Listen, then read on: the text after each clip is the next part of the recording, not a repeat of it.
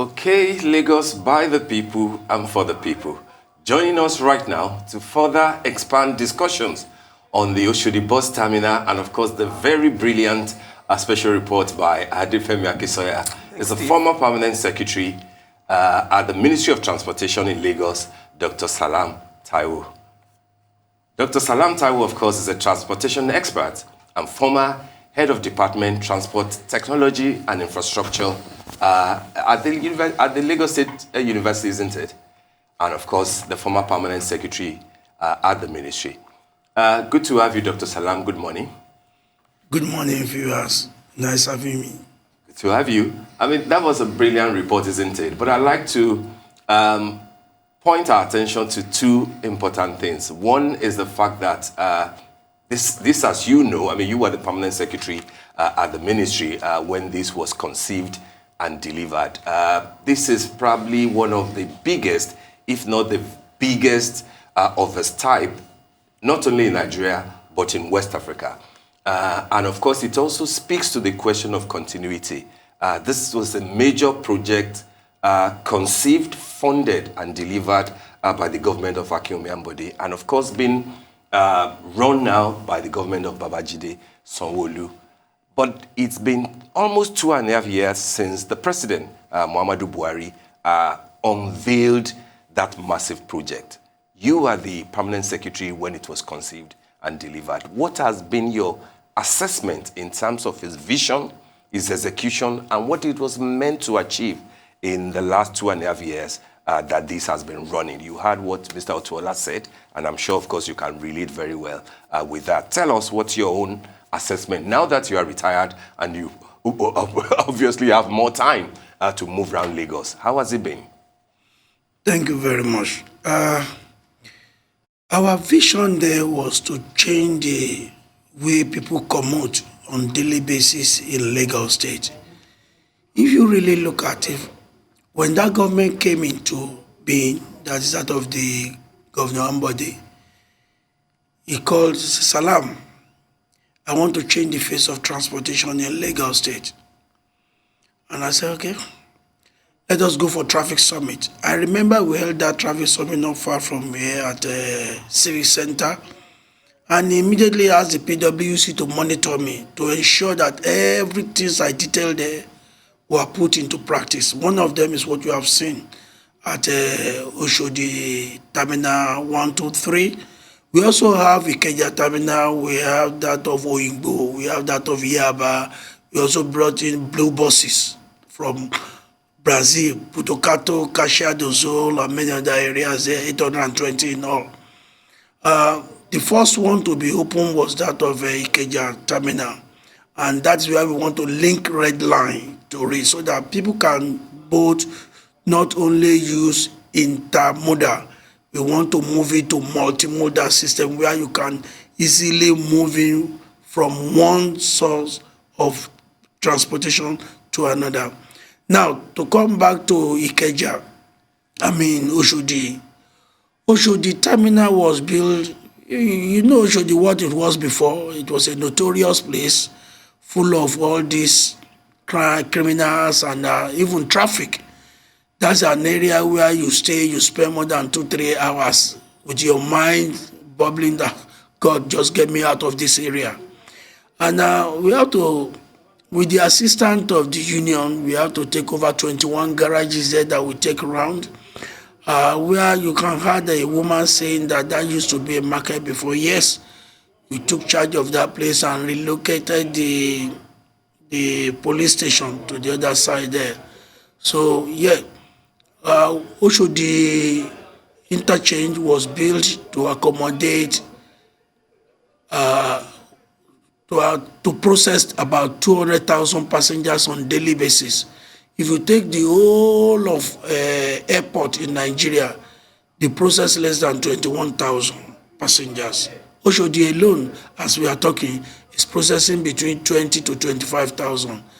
At Terminal 3, we are having buses going towards Ikorodu and Maryland and other areas there. At Terminal 2, we are having the the buses going towards interstate. We're talking of interstate there. That's to the east, and we also have the NURTW to Ibadan, Oyo State, and Ilorin, and all those areas operating there. Our intention there was to ensure that we bring all these interstate buses to Oshodi and to Ojota, and then towards somewhere near Ikorodu, so that when you are coming from Ikorodu, you drop all your passengers there. They now want to blue Lagos with buses, so that they can use those buses to go around and do what they want to do. Yeah, I'm so happy that I'm part of the success of Oshodi and the new buses of Lagos. If you really look at it from the historical background, there come when we have J.N. Sapas, that's John Nicholas Sapas, the Greek man that started the first company that started public transportation in Lagos. That's by road. Then we also have Owolowo that started that of Ikorodu to Lagos here, until when that boat capsized, then Lagos Ikorodu was open to road transport. From John Nicholas Sapas, which was bought by Lagos City Council, then LCC, they now move it to Lagos City Transportation, metamorphosized into Lagos Metropolitan Transport, metamorphosized into Lagos State Transport Corporation, which became moribund. I remembered my boss then, Alhaji Dr. Bawala, now one of the guru in transportation. We all salvaged it to ensure that, but the military, they came in, and then we are. So Otedola came in, they brought in Jubilee buses, also became moribund. All have been coming in. When during the time of Jakonde too, we have boats, we have Babakekere, we have Itafaji. I mean, they're all processing very well. But you just see another government that will come in and things will change. So we have not been unable to have continuity. But thank God to Governor Sanwo-Olu. When he came in, there has been a continuity. He ensured that Oshodi interchange completed and operated, and the operating, he has also been ensuring that the red line is going as expected. The blue line as well, they've crossed the bridge to Lagos now, and they are on the last lap of finishing up. I pray everything will find the 4 cars, everything are ready, are waiting there. So transportation in Lagos is becoming things that are very soon we're going to be like England.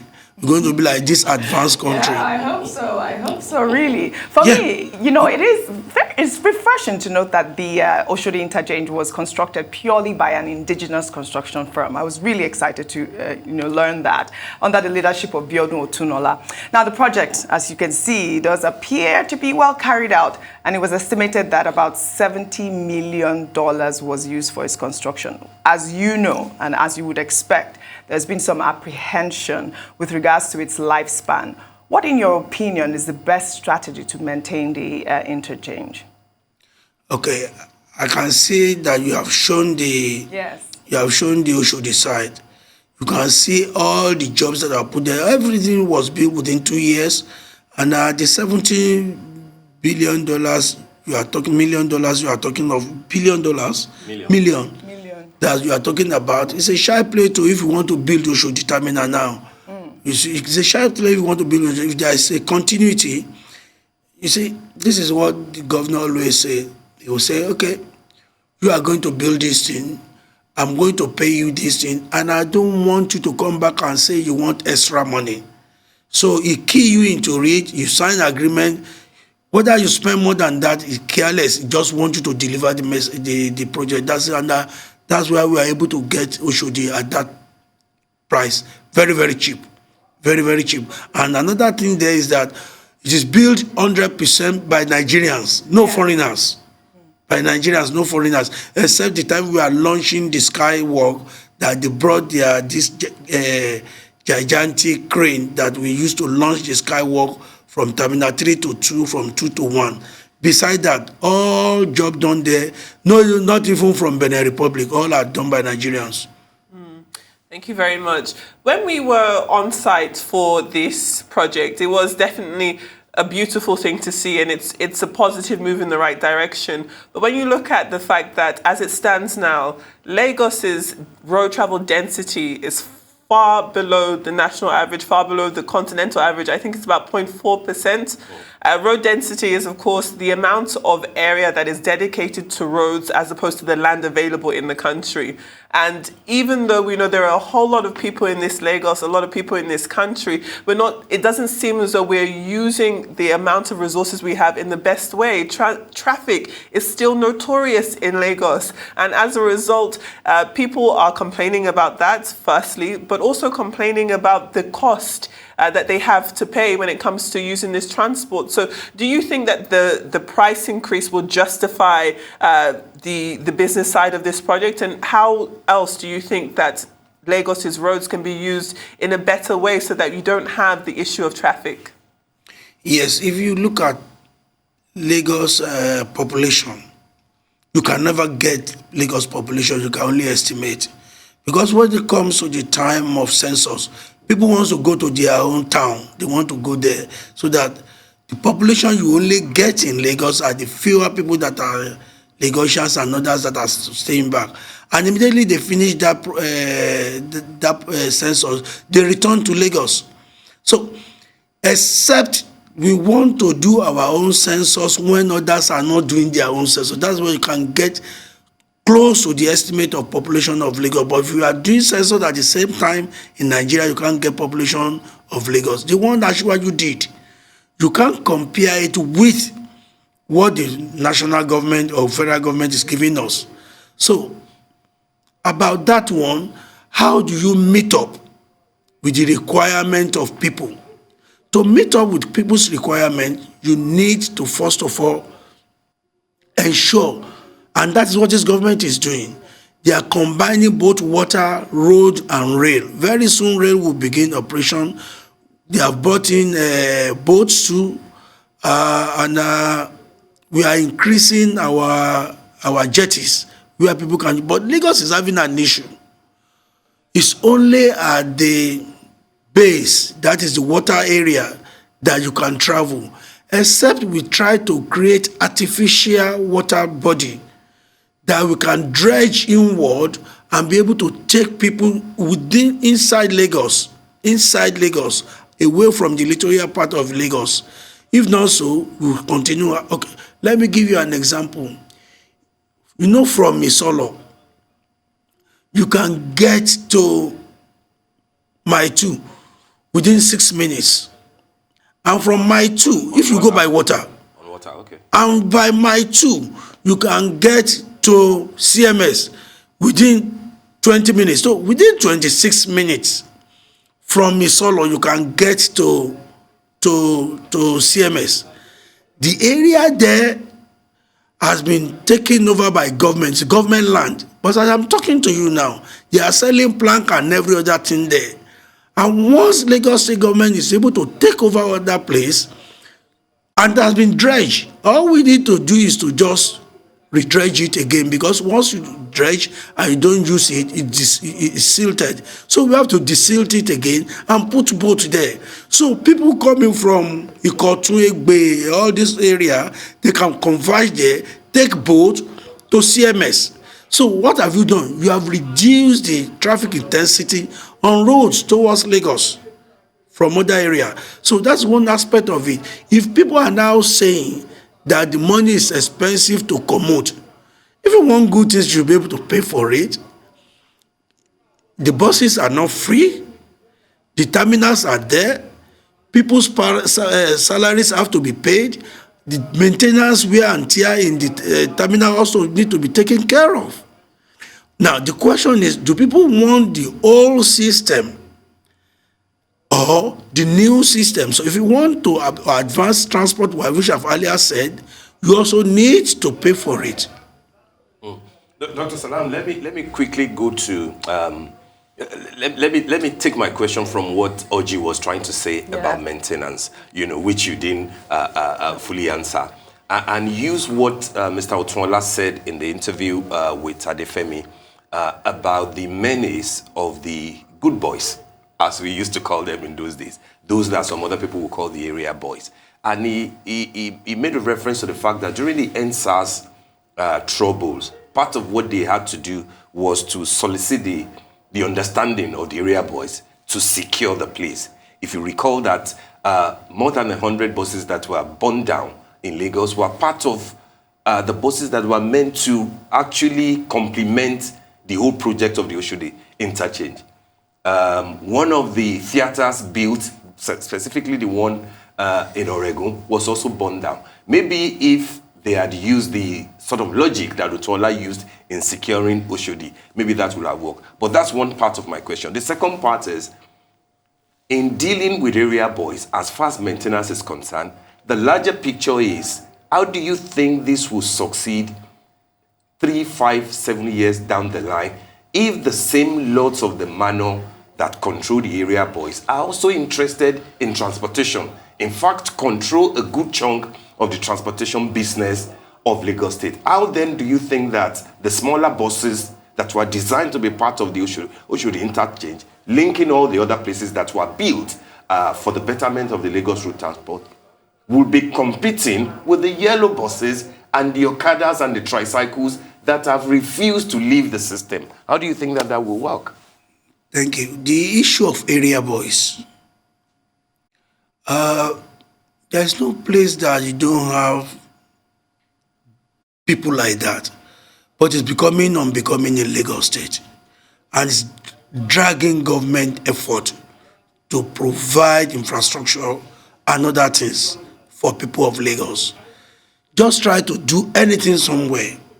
If you don't talk to the area boys, if you don't talk to these hooligans, you won't be able to have your way. So the question is, how long? My wife woke me up to say, come and see Ojodubaga buses. These buses are burning in Ojodubaga. I haven't got out of that when they were showing me that of Oyinbo.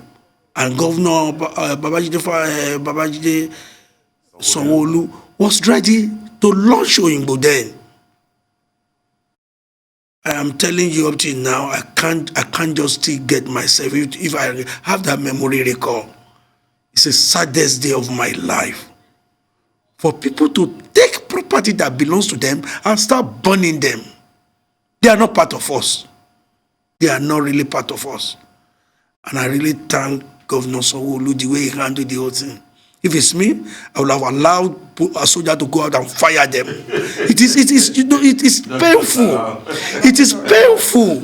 If you want to show an issue, show the issue in a civilized manner. We are past, we are going. Unfortunately, these are what we have produced. And I don't know what they are going to produce. If you want to show an issue, is it by burning and destroying things? I'm sorry to have to interrupt you here. Destroying things, it's not good. Well, I'm sorry to have to interrupt you, sir. Just hold your fire, please. Beside that. Sir, can you just hold your fire for a second? We'll have to go on a very quick break, and when we come back, we'll continue on this conversation. So do please stay with us.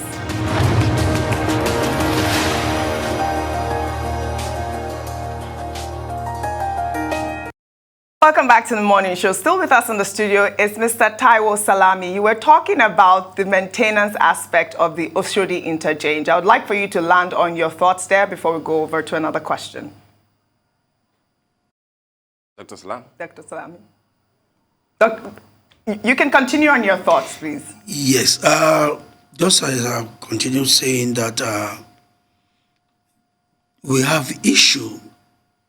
And majority of these people that come around, spoil things, do a lot of things, they go back to their state and leave us with all the debris and other things to do.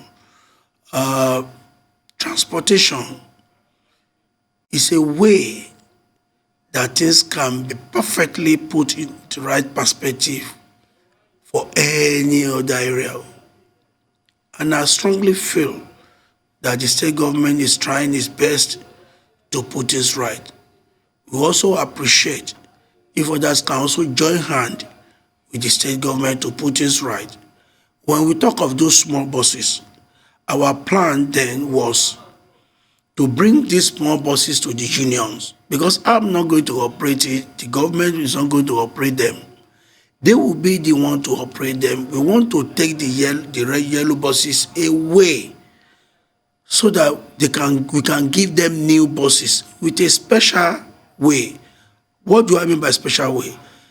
You can have 10, you can have 20, you can have 100. You can come together as union, whether RTN or NURTW, and form a company and have these buses. But we are going to garage these buses. When we garage these buses, you will bring in your driver and conductor that will train how to use these buses.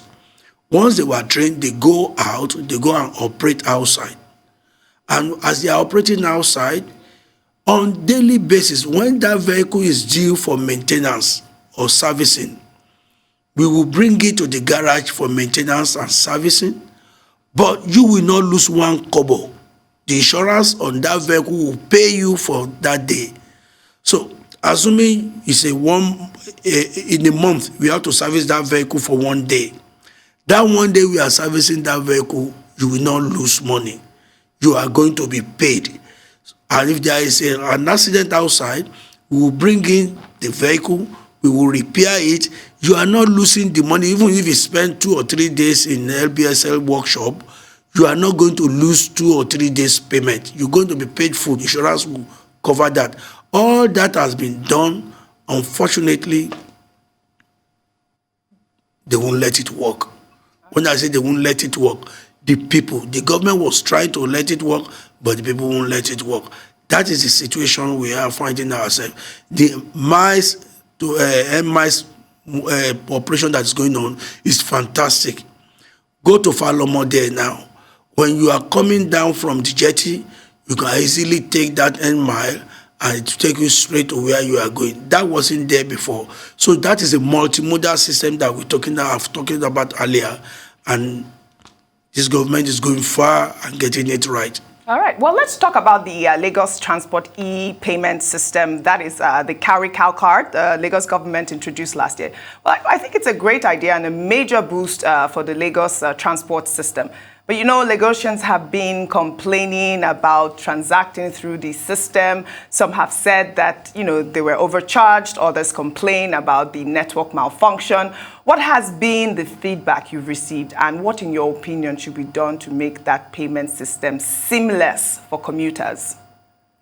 Yes, you're talking of the ITS system that are bringing all the modes together. That's part of the operational system of a multimodal transportation system. If you go and take Danfo, and then you want to come down, or Molo, you want to come down, they tell you, we don't have change. So they want to join 2 or 3 of you together when you are not going to the same place. So with your card, you can load your card. Even if you go into the Oshodi interchange, you can check the amount on your card. When you call me, you go to the cash, to the booking office, you can top up your card. Then you go into the bus. Once you tap into the bus, okay, let me give you an example. If you are going to Ikorodu. That's not like the Oyster card system in Yes, the UK. that's Oyster card. Yes, just like Oyster card of the London. Yeah. If you are going to Ikorodu, once you tap in, it takes 500 naira. But when you are coming down, it returns, when you are tapping down, it returns your 100 naira for you. That is 400 naira. But if you are going to Lekki, you tap in, it takes the 500 naira direct. Tell me, which vehicle will you take that will charge you 400 naira to Ikorodu from Oshodi? It's more than that. Or from Oshodi to Lekki, who will charge you 500 naira in the air condition, that you have USB, that you can also charge your phone, that everything is there for you. So that's the difference. Well, It's a good system. it is a great system. Now, my question was that, you know, people are complaining that it's not seamless. That's the issue here. I mean, I just was wondering if there's been any type of communication you've had, or in terms of trying to make it easier for Lagosians to commute in terms of that. Because, you know, if you go into the bus, some people say, you know, there's that network malfunction. They can't even read the card and things like that. You see, when you start an operation, you cannot have smooth operation immediately. Don't forget, it's a three-way system. The operator, one, the machine, two, and the user, three. Until all of them are a seamless integration, we see we having this teething problem. In terms of the operators, they may not have power if the machine breaks down and they cannot take cash from you. In terms of the users, sometimes you still need to train them, to educate them, because sometimes when they are using it, they spoil the machine themselves. So they create problem. Sure. When we look at Oshodi bus terminal itself, is it, in your opinion, a wise investment? Has the return on investment up until this point been as expected? I ask because walking through the terminals themselves, you see that though there are plans to bring businesses in there, they aren't there yet. There's still a lot of empty space there. And there were also reports that it wasn't fully functional. So asking you, a whole lot of money was poured into this project. Is it making financial sense at this point? Presently, I must confess to you, it's not, but definitely the way it is, because people, when I went there the last time, I can see people still trooping in, trying to find out, get information about how to use the place. Initially, our plan was all the vehicles in Oshodi will converge there, they will load there, and then they will go out. So we don't want any side loading in Oshodi. But again, you see how to talk to people, you see how to talk to the union and others to come and make use of that place. Let me, Dr. Salam, let me return to the point about the fact that this is a homegrown thing. It's like an applause for local contractors. And of course, Mr. Otunla emphasized that in his interview with Adefemi. I'm aware that something similar to, maybe on a smaller scale, but something similar to what was delivered for Lagos at Oshodi Interchange is happening right now in Oyo State. Perhaps two, one at Taiwo Road and the other one around Challenge. It's not two, it's four. It's four in Oyo State. We're having two at Iwo, we're having one at Ojo, and there's another one in Challenge, making four.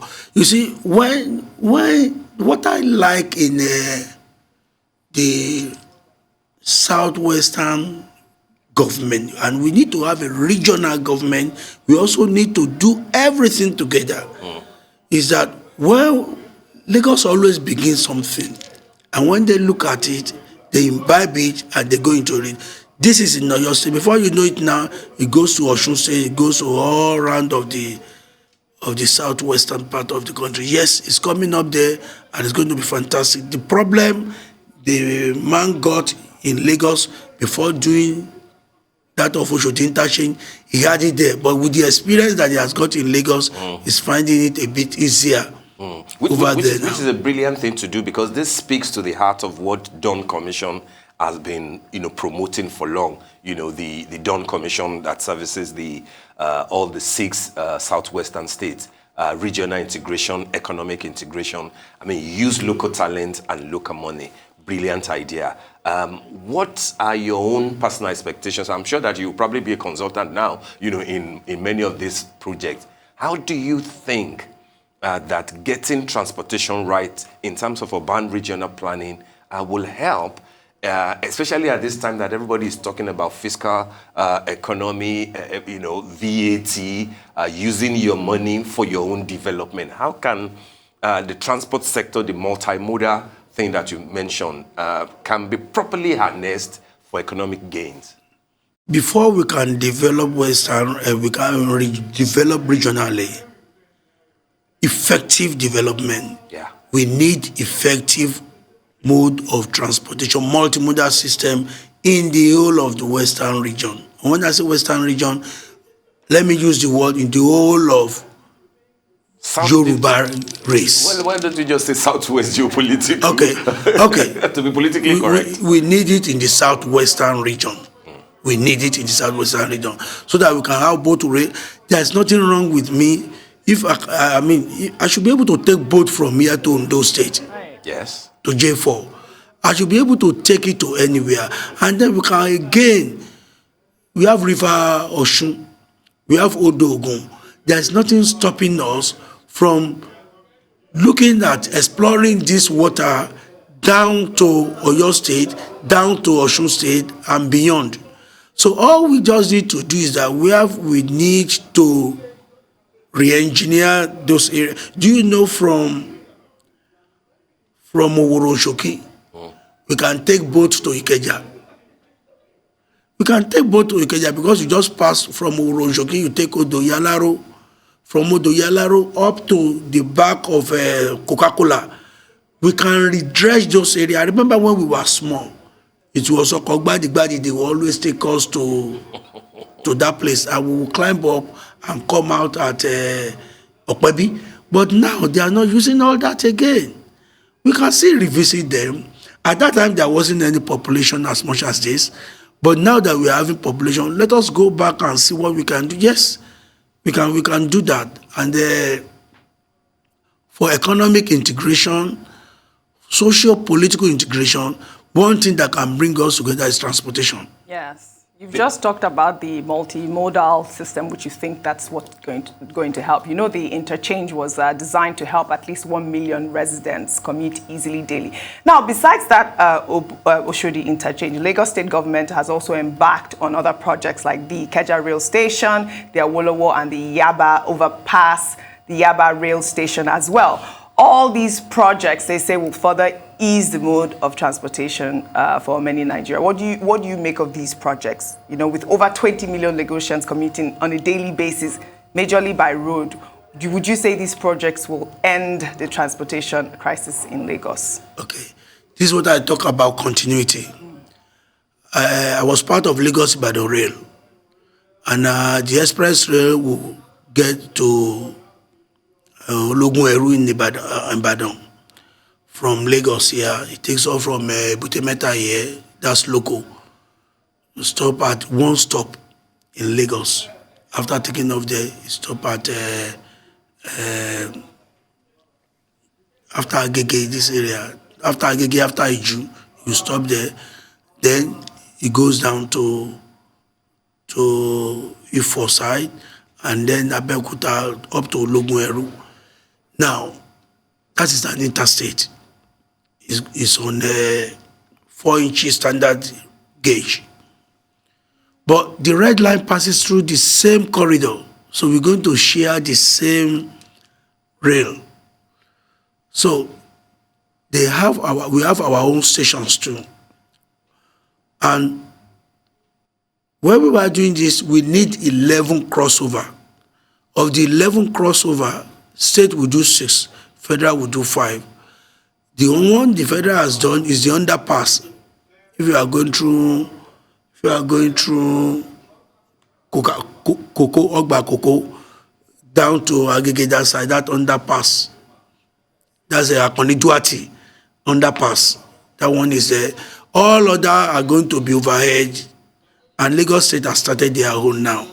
So when they finish it, there is no way you want to cross at grade because they are going to barricade both sides of the rail because it's going to electric. It's going to be EMU. It's going to be electric motor unit. So it's going to be electrified. It's going to be electrified. So it's based on that Lagos State have started their own. Yes, with that red line will work.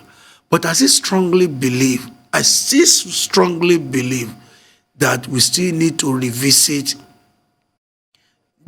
that's my own professional advice to government. I still strongly believe that we need to revisit the Lagos Metro line. It's very important because it is a cobweb line. It is not a linear line like others. When I say cobweb, it doesn't go straight. It key into areas. If we are not going to do that, we should start working on our purple line now. All right. Thank you so very much, Dr. Taiwo Salam, of course, a former permanent secretary at Lagos State Ministry of Transportation, who was a key figure in delivering the Oshodi bus terminal interchange. for Lagos State. Nice to have had you come on the show and to share perspective with us on the revolution that this is meant to bring to Lagos transportation. Thank you so much.